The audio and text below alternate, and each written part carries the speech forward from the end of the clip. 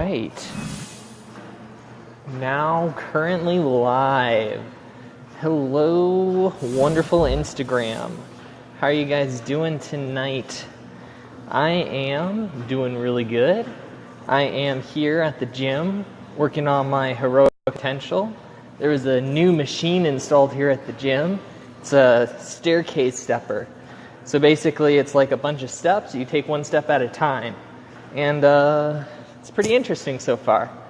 So just trying to test out a new thing. I might have to actually go faster, I think. So we're here tonight for Cody's Circadian Chat, episode 2. And the article I threw out earlier is one that comes from the HR Capitalist, hrcapitalist.com.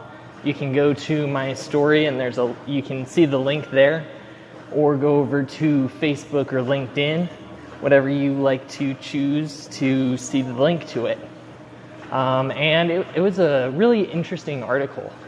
It was basically, what do you do when you come across a challenge in your business? And they had this fantastic Teddy Roosevelt quote, one of my favorite quotes. It's called "The Man in the Arena," and it goes like this: "It is not the critic who counts, not the man who points out how the strong man stumbles, or where the doer of deeds could have done them better. The credit belongs to the man who is actually in the arena, whose face is marred by dust and sweat and blood, who strives valiantly, who errs, who comes short again and again, because there is no effort without error and shortcoming. But who does actually strive to do the deeds? Who knows great enthusiasm, the great devotions, who spends himself in a worthy cause, who at the best knows in the end the triumph of high achievement, and who at worst, if he fails, at least fails while daring greatly, so that his place shall never be with those cold and timid souls who neither know victory nor defeat."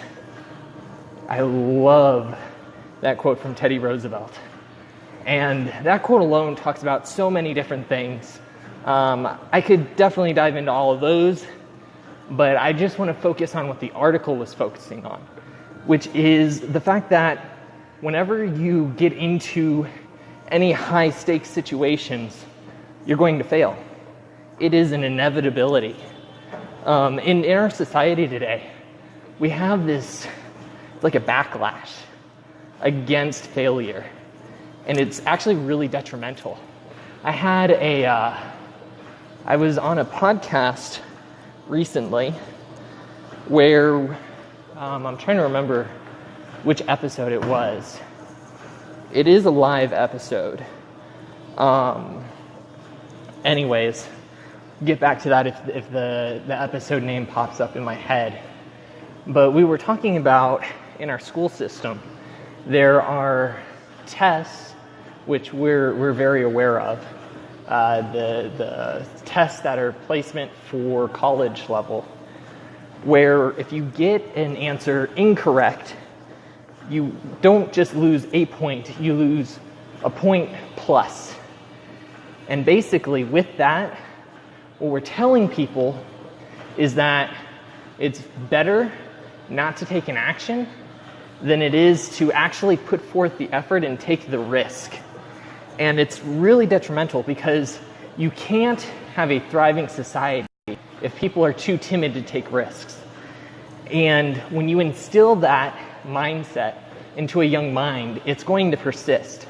I know that subliminally it had persisted in my life, and I know very many people who it's in their lives right now, that they're terrified of even trying to take risks. And what's terrible about that is you can't reach your heroic potential unless you fail. Failure is necessary to get to the highest levels. Failure is a natural part of the process of learning, and it's a natural part of the process to get where you want to go.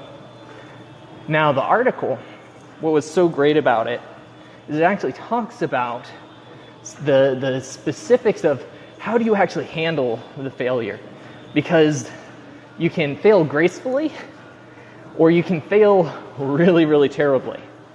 And you see this in sports sometimes, where you'll have someone doing a routine and they're going through the routine and something goes really wrong. Just in my mind right now, I'm thinking about ice skating. You have very technical skills that some of these ice skaters work on. And I've seen many times where they set up to do their trick, they don't succeed, and yet they still land and get out of it smooth. And if you didn't know how it's supposed to look, you would almost think nothing of it. You would think, oh wow, they still did an awesome technique. You would have no clue that they failed, because they failed so smoothly. And so in this article, they're talking about how do you do that within a business setting. And they give a scenario where you have a client, and with that client, something goes wrong, and it's become very obvious to you and your colleagues that the client is not very happy with you. And they give you some scenarios, right? And basically, what they say is the scenario you should go with is that you should speak with whoever your superior is so that they're aware that this could become a bigger issue, and they're aware of what they can basically help you come up with a game plan so that you can come out of the situation well. Now, if you are the leader of the organization, the game changes a little bit because you don't have a superior. It's not something they get into in the article. It's really important to recognize that if you're at the top, right, how do you go about handling a situation like that? And the best way to go about it is to be open with your team. Talk to them about what's going on, because this is what I know for a fact. Whatever's in your mind is all that's in your mind. You can't generate new concepts from outside your mind. It's just not humanly possible. It's the same concept of you can't give what you do not have, right? If you don't have the solution in your mind of how to fix the situation, you don't have the solution and you're not going to figure it out. And so the best way to go about how do you figure it out is you get more minds involved. Napoleon Hill's concept, the mastermind principle, talks about this in depth, where when you have one mind, you only have what's within that mind. But when you bring in two minds, there's a couple different ways you can look at this. If you take it from a very secular perspective, the two minds each have their own perspective, and then have half perspectives that when combined create a third perspective, which is what he calls this mastermind principle. Now, if you take it from other sources, there's some other ways you can look at that too, such as divine inspiration. One of my favorite concepts, they call it the 30-30-30 principle, where within my mind, I only have 30% of the answers. Within someone else's mind, they only have 30% of the answers. Together, we can figure out another 30%, which only adds up to 90 if you're good at math, and you're wondering, where's the last 10? And they say the last 10 is just inspiration, right? It's from some sort of outside cause that we can't figure out, bringing that new perspective to both minds. Same sort of concept. And so if you're running into that situation as the leader, you don't have someone hired to report to help you get that resolved, then what you need to do is you need to figure out whether it's on your team, within your business, or maybe a business coach, leadership coach like myself, a mentor that you have, whatever it is, you need to figure out someone else to mastermind with so that you can get through this gracefully. If you look at sports, right, every single professional athlete has a coach, right?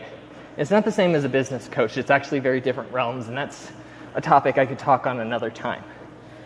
But they have someone there who's able to see them and guide them in a different direction, who can give them tips and pointers for, okay, if you aren't able to get this, you should try and go into this instead. So that instead of a complete terrible mess up where you end up crashing on the ground, you can come out of it relatively smooth. And that's the idea of what you want, is you want to figure out, how do I go from failure to failure to failure as smoothly as possible until I get the success I'm looking for. That's what you're looking for. That's what this article is talking about. So that is the end of today's Cody's Circadian chat with myself. I'm on this machine working on my heroic potential, and I thought it was going to be a lot more difficult. So I might have to up the ante after I get off of this live so that I can actually push for my heroic potential, because this right now just isn't doing it. I'm losing a little bit of breath, but like it's not as far as I could really push. So yeah. Also exciting, I have a Spartan race this weekend. So it's the first Spartan race that I've ever participated in. It's going to be what's called a Spartan Super, which basically means it's an 8-mile race with 25 obstacles across the race. And you have basically one chance to complete each obstacle. And if you don't complete the obstacle, you have to do 30 burpees. That's why I've been practicing doing a lot of burpees lately, is because I don't plan to fail, but if I happen to fail, right, I'm prepared. And I'd rather be prepared for something that I don't have to do. And if I do end up having to do it, I'm more than ready for it, than not prepared for it and then have to do it and then be in worse shape because I didn't prepare for it. So again, I'm super excited for that. Let me know what you guys think of the article. What did I miss in the article? What did you like about the article? What did you hate about the article? Did you take anything away from my perspective? Did you not? Let me know. You can send it in the comments. You can send me a direct message. However you want to get a hold of me, let me know. Super excited to talk about it with you guys. And until tomorrow for another Cody's Circadian chat, remember, unlock your heroic potential, develop yourself into a legendary leader, and emerge into who you are meant to be.